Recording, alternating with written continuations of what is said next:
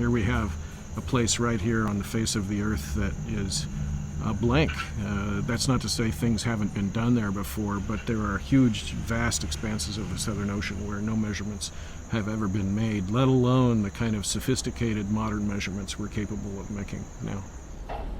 200 robotic floats equipped with new sensor technology are being deployed over a 6-year period to measure the biogeochemistry of the Southern Ocean.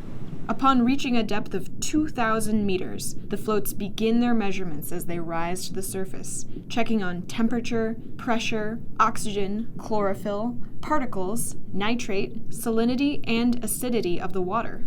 That data is combined with observations from ships and satellites, with the goal of providing a continuous 3D picture of the ocean heat and carbon uptake.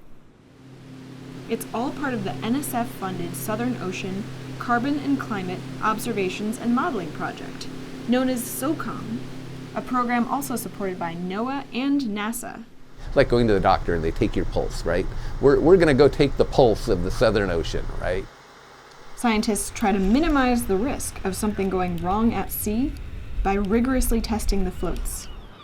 Here at the Monterey Bay Aquarium Research Institute, or MBARI, it's the first day of a very tense week, dedicated to refining the new technology and checking the hardware to make sure the floats will survive in the Southern Ocean. Going up, 5,000 PSI. Because once the floats go in the water, and if something's wrong and they just disappear, you don't get them back, and you don't have a chance to find out what is wrong. Just calibrating it here and sending it out in the ocean, it's kind of like sending your daughter off to kindergarten, and she's got her little lunchbox, and she's gone, and she's out of your hands.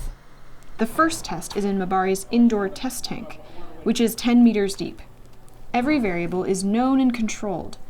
Scientists calibrate the sensors, simulate deep ocean pressure, and receive results immediately. That first sample, that's what we're looking at. Plus 0.57, plus 0.6. Both test floats are submerged in the 10-meter deep test tank and relay their measurements back.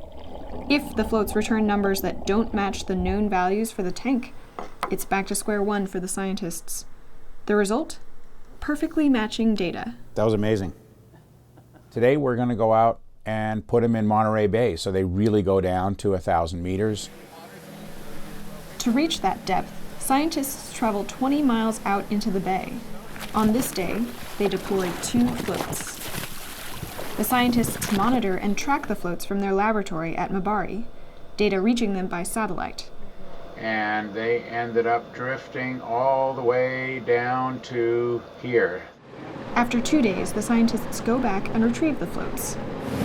We're going to go find 2 little antennas that are about as big as the cardboard tube in your paper towel, 17 miles out in the ocean.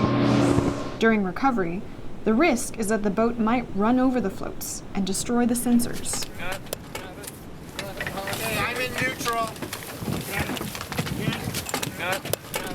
Data from the test deployment in Monterey Bay comes back without a single hitch. This technology will be used for all future SOCCOM floats, giving way to a new generation of oceanographic technology, one that will yield new insight into the relationship between the Southern Ocean and our changing climate. The whole project is like the canary in the coal mine for climate change. We're putting the canary in today, and in the future we'll see how that canary is doing. Those breakthrough discoveries come from breakthroughs in technology, and that's what this represents. It's everybody working together to really pull off a pretty unique task and trying to figure out what the role of the Southern Ocean is in climate change. This has never been done this way before, and by the time SOCCOM is finished, we will have a much larger amount of data than the sum of all that's ever been collected before. Data that will give scientists greater knowledge of how changes to the climate affect the Southern Ocean and how those changes will likely affect the future. I'm Greta Shum, Climate Central.